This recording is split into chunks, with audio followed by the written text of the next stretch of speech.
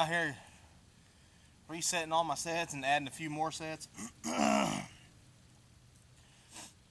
ground's been frozen, and I'll tell you what, I'm glad I made this thing. This is just a hammer, 2-pound, that I welded a 3-inch by 1/4-inch piece of plate on. That's about 1 inch wide, and it is really good for breaking this hard ground.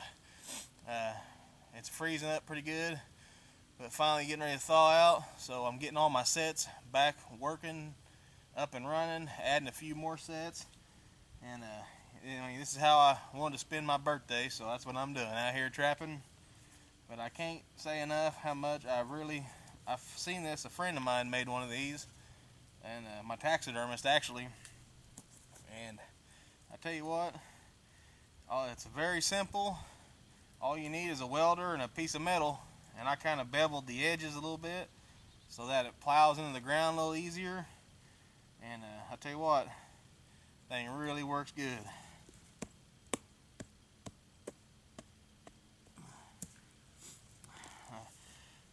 Looks like something left me a little token of its appreciation there. Looks like a fox. So, this is where I caught my gray fox earlier in the season, so I'm gonna set it again, see what happens.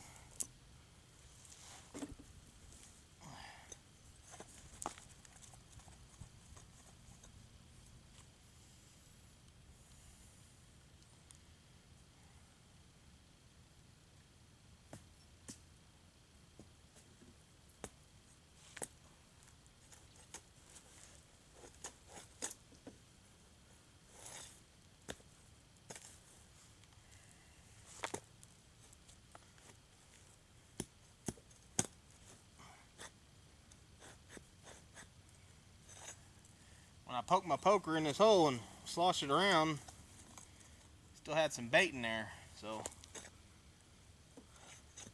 I'm just going to put it over here in this hole. Now I got a double dirt hole. Plus it kind of cleans the smell off your jabber. You don't want to carry that smell around a lot. Alright, so this is what my double dirt hole set will look like when I'm done, or what it does look like. Now the coyote, or the fox, left me a little present on this side, so I ain't gonna put no urine on here. My double dirt hole has a little hole here, and the big hole in the center, that's got bait in it. This has got a glandular lure, and of course the fox left me something there, so it's got everything going for it. My trap's about 9 inches back,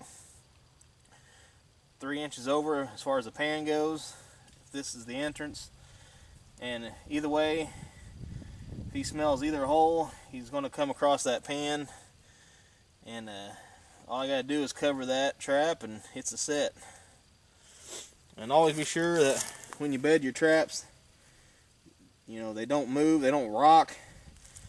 And when you cover your trap with dirt, you want to make it lower than the rest of the ground, just a little bit, or perfectly even.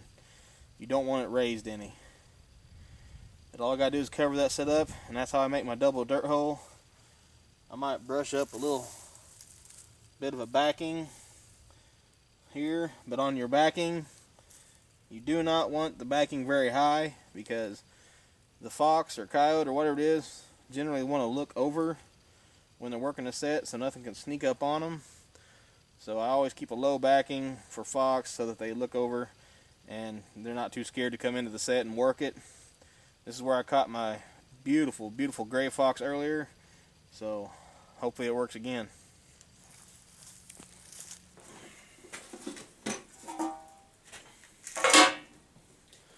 Hello there, this is T-Mac, and I'm going to give you a little tip here on the trap line. I got 4 kids, okay? My wife does a lot of laundry. We go to one of our big retail dealers and they sell big items, and this is what we buy, and it comes in a perfect little bucket for carrying dry dirt. Dry dirt is so important on a trap line. I can't even stress how important dry dirt is. And in the wintertime, it's pretty hard to come by sometimes.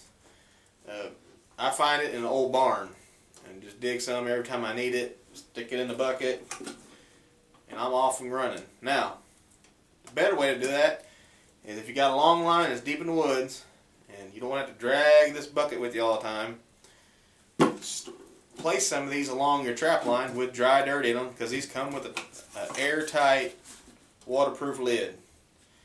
And stash them out there around your area during the summer when it's dry, and screen it before you put it in here, and you can just take it, shake it out, no problems. It'll always be there all throughout your, wherever you got to go. Stash some dry dirt and use these containers.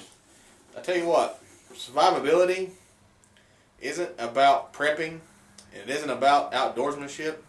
It's about scavenging, okay? Where if you can scavenge, make things work, find uses for things from what you can scavenge, okay, that's survivability, and that's a good thing to know. And don't throw away containers. This will really help you.